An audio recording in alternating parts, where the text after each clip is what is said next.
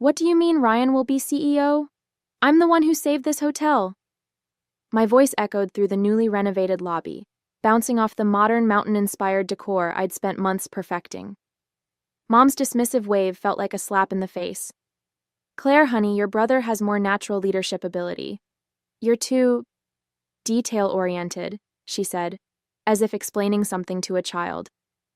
That's when Ryan strolled in, hands in his pockets, wearing that smug smile I'd seen since we were kids. Hey sis, don't take it personally. Someone needs to handle the day-to-day stuff while I focus on the bigger picture. My name is Claire Anderson, and at 52, I never thought I'd find myself fighting for recognition in my own family's business. After 20 successful years in hotel management in Chicago, I'd given up everything to come home to Colorado and save our struggling family hotel. The irony? I was the only one with actual hospitality experience, while my younger brother Ryan had bounced between jobs, never holding one for more than a year. Here's what really gets me. 8 months ago, my dad called me in tears, saying they were weeks away from bankruptcy. I didn't hesitate. I sold my condo in Chicago, cashed in my savings, and came home to help. The hotel was stuck in a time warp, dated decor, no social media presence, and reviews that made me cringe. I worked day and night, modernizing everything from the reservation system to the lobby furniture. God knows how many nights I spent hunched over spreadsheets, negotiating with suppliers and training staff. I even used my industry connections to get us featured in travel magazines. And it worked. The transformation was incredible. The Mountain Pine Lodge went from a 2-star nightmare to the talk of the town. Our bookings doubled, and for the first time in years, we were actually turning a profit. Every detail, from the locally sourced artwork to the upgraded amenities, was carefully chosen to create an unforgettable guest experience. But standing here now, watching Ryan smirk while our parents hand him everything I've built, I realize none of that matters to them. The worst part? They're announcing his promotion at tonight's staff meeting, the same meeting where I was supposed to present our record-breaking quarterly results. I can feel the eyes of our employees on me, especially Sarah, our head housekeeper who's been here for 20 years. They all know who really turned this place around, but like me, they're forced to stand here and watch this farce play out, pretending this is somehow normal or fair. Let me take you back a bit to understand how we got here. The Mountain Pine Lodge has been in our family since my grandparents built it in 1971. I basically grew up in these halls, learning every aspect of the business from the ground up. While other kids played house, I was helping Mom with check-ins and watching Dad handle maintenance issues. The hotel was my second home, and I loved every minute of it. But Ryan? He was different. 3 years younger than me, he never showed any interest in the family business. While I was studying hospitality management in college, he was bouncing between majors, first architecture, then business, finally dropping out altogether to find himself. Mom and Dad never seemed bothered by this. He's just creative, they'd say. He needs time to figure things out. Meanwhile, I was building my career in Chicago, working my way up from front desk manager to regional director for a major hotel chain. Every success I had was met with lukewarm congratulations from my family. That's nice, dear, but when are you coming home? When are you getting married? It was never enough. When Dad called about the hotel's financial troubles, I knew exactly what needed to be done. The place was hemorrhaging money. Outdated systems, inefficient processes, no real marketing strategy. The reviews online were brutal. Stuck in the past, needs major updating, not worth the price. It broke my heart to see my family's legacy crumbling. I took a leave of absence from my job in Chicago, which eventually became a resignation, and dove into the rescue mission. The first month was just damage control, fixing broken equipment, updating the booking system, training staff on basic customer service. I dipped into my savings to replace the ancient carpeting and give the lobby a facelift. Every penny I spent was carefully calculated to maximize return on investment. What really gets me is that Ryan wasn't even here during all this. He was off in Denver, supposedly networking but really just partying with his friends. He'd show up occasionally for family dinners, make a few vague suggestions about modernizing our approach, and disappear again. Yet somehow, in my parents' eyes, his occasional input was just as valuable as my daily grind. I kept telling myself it would be worth it. That once they saw the results, the improved ratings, the increased bookings, the positive reviews, they'd finally recognize my value. I guess I should have known better. The past 3 weeks have been a nightmare. Ryan struts around like he owns the place, making changes left and right without any understanding of how a hotel actually works. Just yesterday, he decided to cut our continental breakfast service to save money, apparently oblivious to the fact that our breakfast ratings are one of our biggest selling points. When I tried to show him the guest satisfaction data, he just laughed and said, "Numbers aren't everything, sis." But what really pushed me over the edge happened this morning. I walked in to find him firing Maria, our head of housekeeping, who's been with us for 15 years. His reason? She wasn't flexible enough about his new scheduling system, a system that would have left us dangerously understaffed during peak checkout times. I managed to intervene and save her job, but the look of humiliation on her face will haunt me for a long time. I tried talking to Mom and Dad about it. I brought spreadsheets showing our progress, guest reviews praising our recent improvements, even financial projections for the next quarter. Dad just stared at his coffee while Mom patted my hand and said, "Dear, you need to give your brother time to find his footing. He has such wonderful ideas." That's when I saw it, the for sale sign on the old Riverside Lodge while driving home. It was our main competitor for years before falling into disrepair last season. I pulled into the parking lot, my mind racing. The property had so much potential, better views than our hotel, closer to the ski slopes, and a much larger spa space. Sure, it needed work, but I knew exactly what to do with it. I sat in my car for almost an hour, looking at that sign and thinking about every time my parents had overlooked me in favor of Ryan. Every achievement dismissed, every suggestion second-guessed, every contribution minimized. Something inside me snapped, or maybe it finally clicked into place. I called my realtor right there in the parking lot.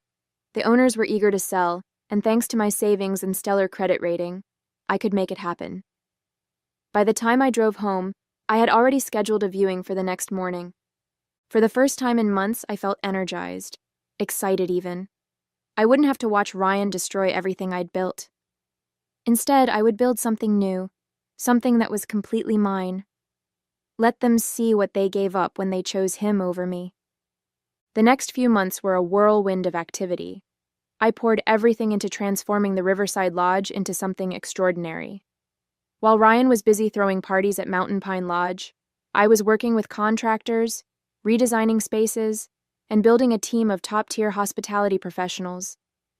I named it The Summit, maybe a bit on the nose, but I wanted everyone to know exactly what I was aiming for. Word got around town quickly. Some people called me spiteful for competing with my own family. Others, especially those who'd worked with me at Mountain Pine, quietly cheered me on. My parents tried guilt-tripping me at first. "How could you do this to your brother? To us?" Mom would ask during our increasingly rare family dinners. I just smiled and changed the subject. Meanwhile, Ryan's mismanagement was taking its toll on Mountain Pine Lodge. Their reviews started dropping. Complaints about inconsistent service, maintenance issues, even cleanliness problems. 3 longtime staff members quit within the first month of his leadership. I heard through the grapevine that they'd had to slash their rates just to maintain occupancy. The Summit's grand opening was exactly 6 months after that fateful day in the lobby. I'll never forget my family's faces when they walked in. Mom's tight smile barely hiding her shock, Dad's wide eyes taking in the packed house, and Ryan's barely concealed anger. The local paper was there, taking photos and interviewing guests about Aspen's newest luxury destination. "You're trying to destroy us," Ryan hissed when he cornered me by the bar. "This is a direct attack on our family." I just smiled and replied, "No, Ryan, this is me succeeding despite our family." The contrast between the two hotels couldn't have been more stark. While Mountain Pine Lodge struggled with basic maintenance, the Summit was making waves with its eco-friendly initiatives and luxury amenities. Every detail I'd dreamed of implementing at the family hotel, but had been shot down, was now a reality here. From the locally sourced restaurant menu to the state-of-the-art spa facilities, everything was exactly as I'd envisioned. But success brought its own challenges. Other hotels started copying our innovative booking system.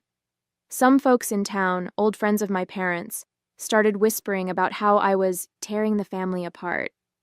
Even some of my loyal guests from Mountain Pine Lodge expressed guilt about choosing sides. The real challenges came rolling in as the summit gained momentum. My former vendors from Mountain Pine Lodge started getting pressure not to work with me. Mom had quite the social circle in town, and suddenly some longtime family friends stopped meeting me for our usual coffee dates. I even lost my spot on the local tourism board. Apparently, there was a conflict of interest. But I wasn't about to let small-town politics derail everything I'd built. When local vendors hesitated, I found better ones in Denver. When the tourism board dropped me, I focused on building direct relationships with ski tour operators. Every obstacle just pushed me to be more innovative, more determined. Then came the biggest test of all. Mom and Dad showed up at my office one morning, looking worried. The bank was threatening to call Mountain Pine's loans. Ryan's mismanagement had finally caught up with them. They wanted me to come back, not as CEO, of course, but to help Ryan learn the ropes. "We're family," Mom pleaded.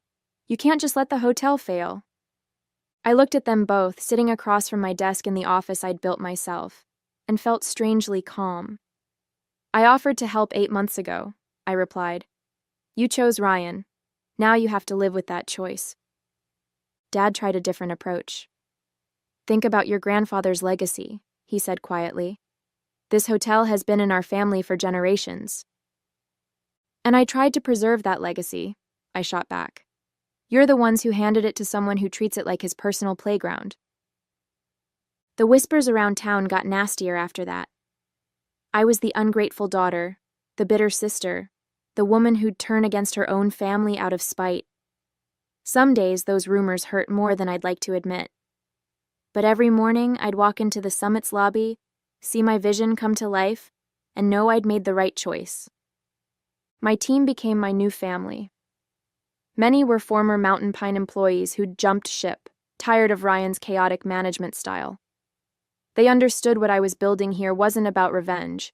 It was about creating something meaningful, something we could all be proud of. The breaking point came during the annual Colorado Luxury Hotels Awards. The summit was nominated for Best New Boutique Hotel, and Mountain Pine Lodge was conspicuously absent from any category. I was sitting in the ballroom surrounded by my team when they announced our win. As I walked to the stage, I caught sight of my parents in the back of the room. They'd shown up unannounced, probably expecting to support our family hotel as they had for years. The look on their faces said everything. Mom was fighting back tears, and Dad looked like he'd aged 10 years. Ryan wasn't there. He'd stopped attending industry events months ago, claiming they were just popularity contests. But everyone in that room knew what this moment meant. The student had officially surpassed the teacher. The detail-oriented daughter had built something better than the family legacy they'd refused to entrust her with.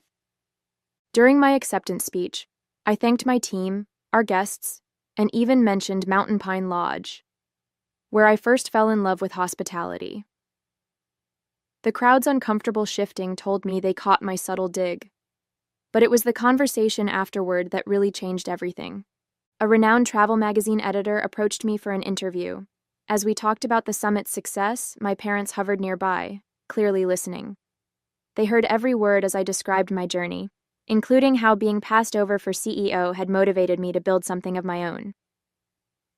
"Sometimes the best success stories come from being underestimated," I said, loud enough for them to hear. That evening, the magazine editor told me they were naming the summit Best Boutique Hotel in the Rockies in their upcoming issue.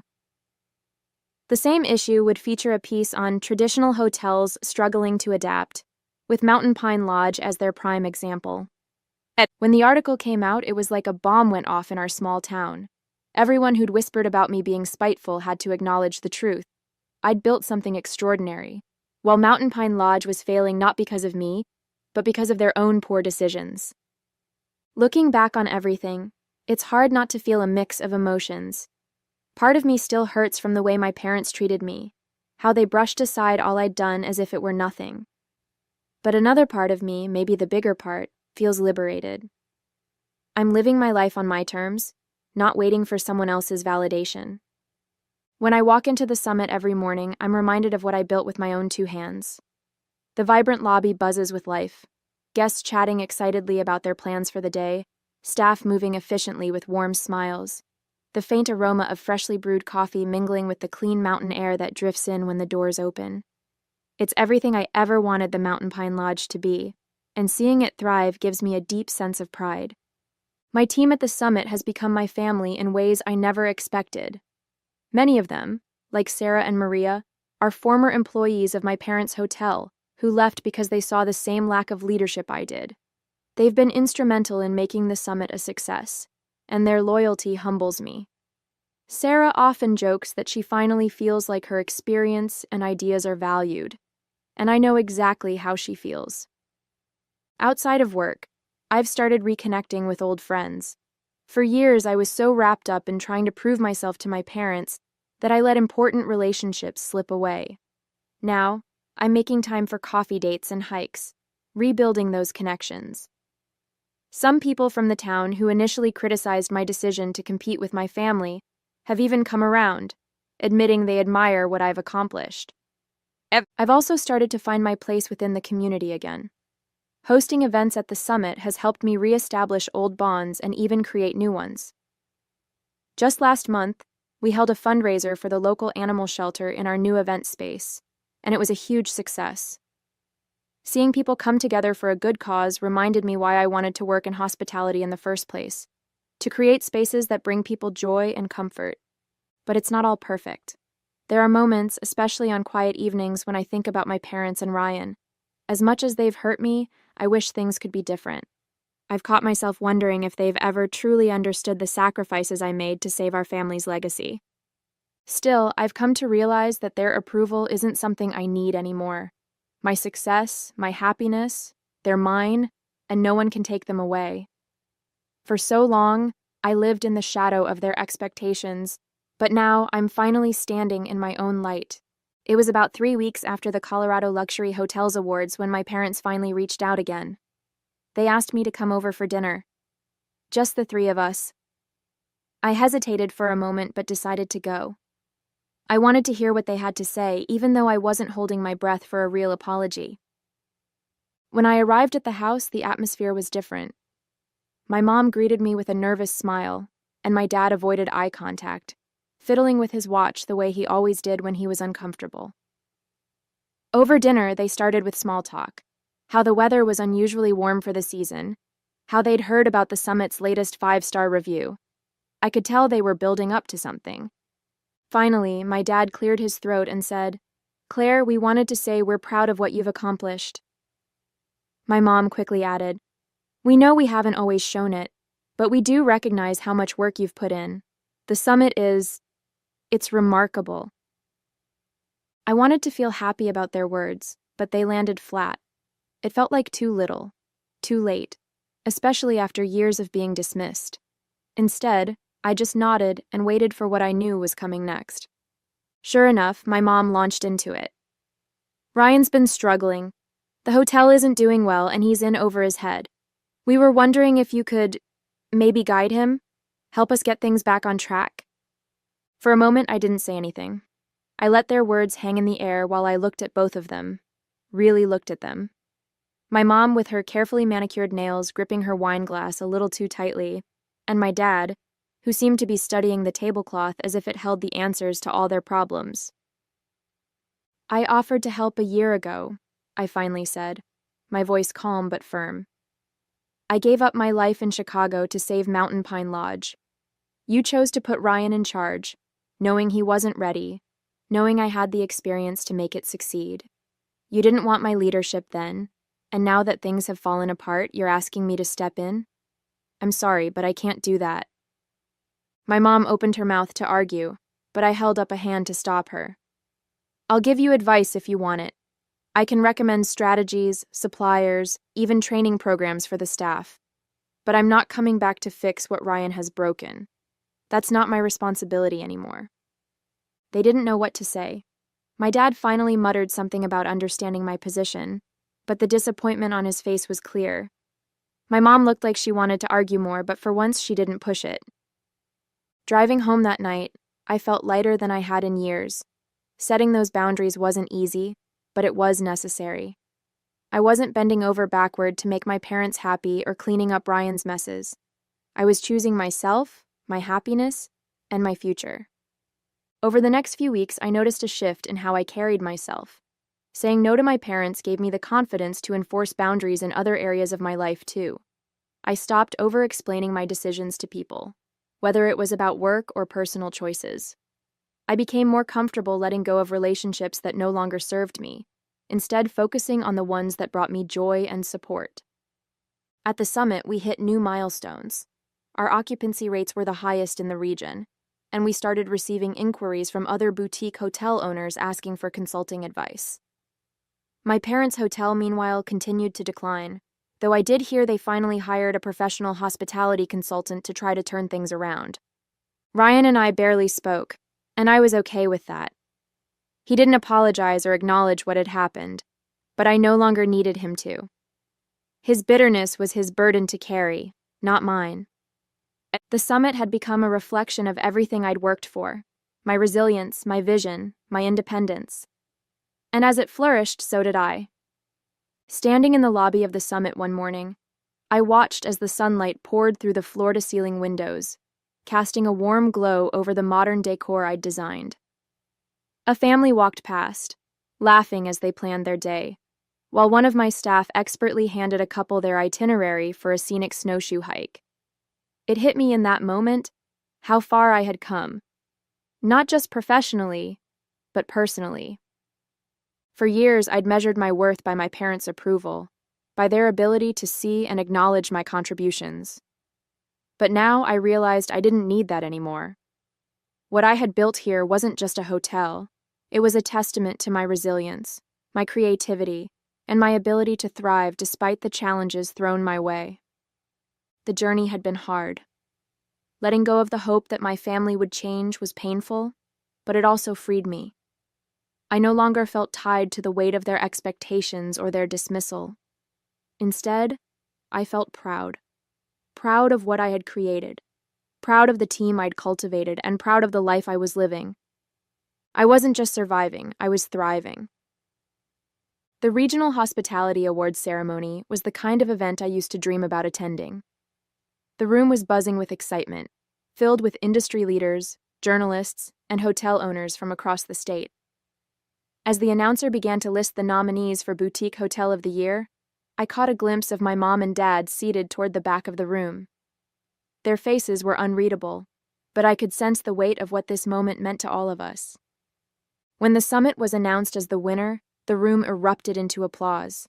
My team cheered as I walked to the stage, my heart pounding. As I accepted the award, I glanced at my parents. My dad gave me a small nod, and my mom's eyes glistened with unshed tears. It wasn't quite an apology, but it was acknowledgement, something I'd long since stopped expecting, but still appreciated in its own way. After the ceremony, I joined my team in celebrating. My parents didn't approach me, and I didn't go to them. This was my moment, and I wanted to share it with the people who had helped me achieve it. I felt truly free, free from the need for their approval, free from the shadows of their choices. Success wasn't about proving them wrong anymore. It was about proving to myself that I was capable, deserving, and enough. And as I raised a glass with my team that night, I knew I'd finally found peace,